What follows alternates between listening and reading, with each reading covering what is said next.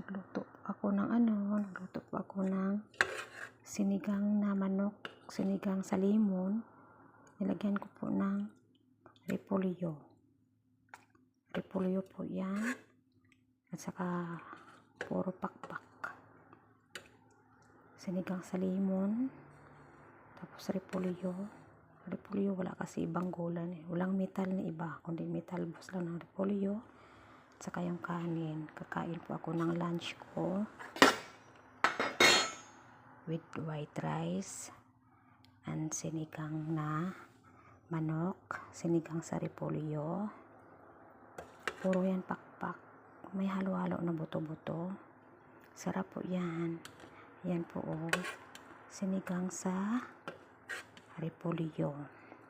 Ayan, manok, sinigang sa repolyo. Sinigang sa limon. Limon po yun pangsigang ko. Tapos may kanin na puti. Yan lang guys. Lunch po tayo. Thanks God. Lunch po tayo mga guys. Ayan. Ulam ko. Thank you Lord.